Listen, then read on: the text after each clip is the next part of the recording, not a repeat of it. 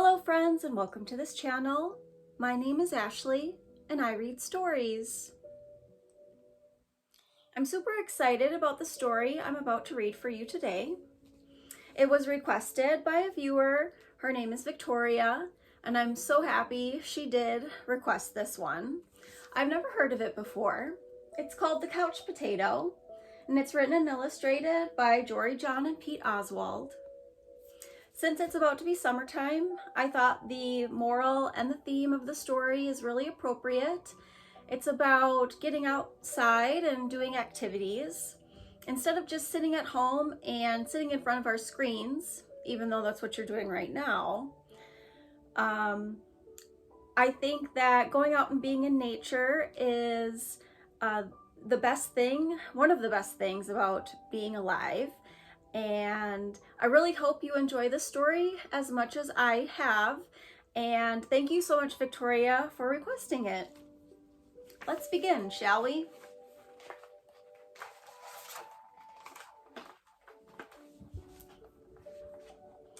I am a potato. Not a small potato like my brother. Not a sweet potato like my mother. Not a mashed potato like my uncle's stew. I am a couch potato. Oh yeah, it's true.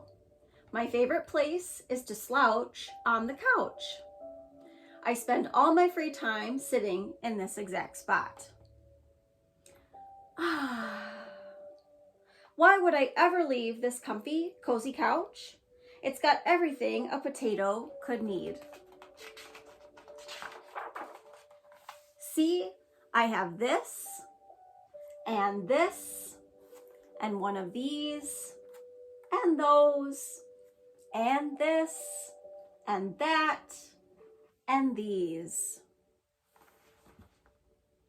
Oh, and this, check it out. This button activates a gadget that fetches me snacks whenever I want. Bam! Impressed? And I don't have to move an inch. Much easier than going to the kitchen. If the most important thing in life is to be comfortable at all times, then I think I've got it all figured out. But wait, there's more. I haven't revealed the absolute best part about my whole setup. It's everything you see in front of me. Have a look around. Take it all in. Pretty spectacular, right? Yes, it's a sea of shimmering screens, from wall to shining wall. What joy, what bliss. Those screens feature my favorite shows. This screen has all my unanswered messages. These screens are where I play video games. And this screen is live stream of my friend, my best spud for life. This is how my pals and I spend quality time together. It's much easier than trying to meet up somewhere, like folks did in the old days. That's for sure. Yes, from this very couch, I can control everything in my life all the time with just a few taps and a couple clicks. Not bad, eh? Yes, sirree. This is the life. At least that's what I thought until the other day. This is Franklin. Something strange happened. There was a knock at the door. It was a delivery. It was my newest device, a video camera that would allow me to watch myself while I was watching all my favorite shows. All I had to do was plug it in, and my room, nay, my kingdom, would be complete. But suddenly, pew, everything went dark. Look out, coming through. Whoops, oof. Whump. I made it to the window. I pulled back the curtains. The sun seemed brighter than I remembered. There was nothing better to do, so I decided to take my dog, Tater, for a walk. Outside. It had been a while.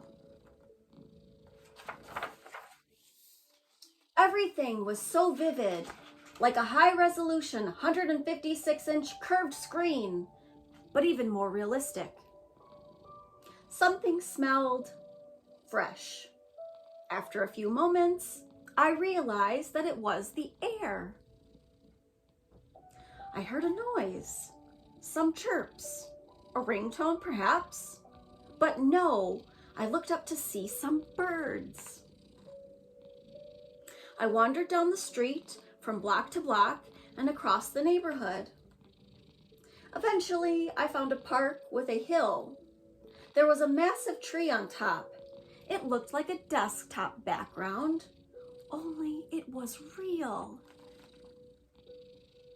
I leaned against the tree. It wasn't as comfortable as my couch, not even close. But after a while, it wasn't so bad.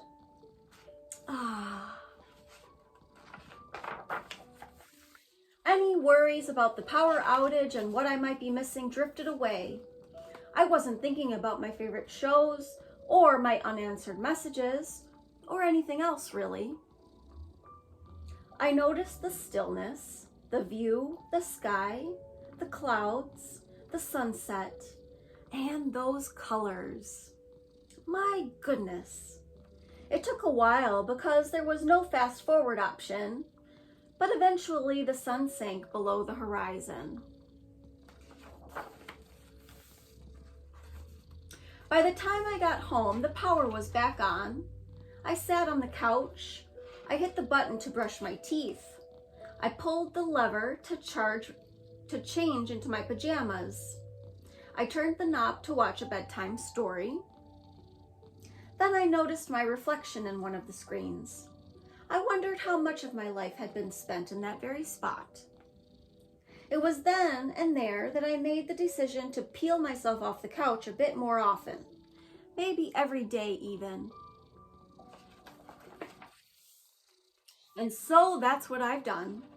I've started hanging out with my friends, my best spuddies, outside. We've started biking and hiking and swimming and hiding and seeking. Sometimes we have snacks and play board games. Sometimes we talk all day. We might watch the clouds. There's no big plan. We just see what happens.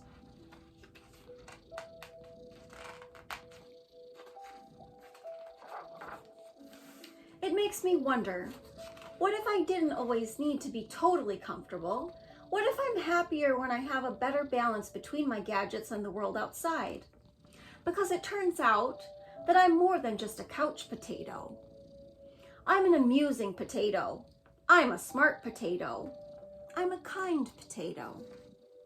I'm an entertaining potato, and I'm a sit on a hill and watch the sunset potato. Yes, there's a great big world out there, and I want to be part of it, in person. But don't get me wrong, at the end of a long day, after I've run and played and talked and laughed with my friends, I still think it's awfully nice to slouch on the couch.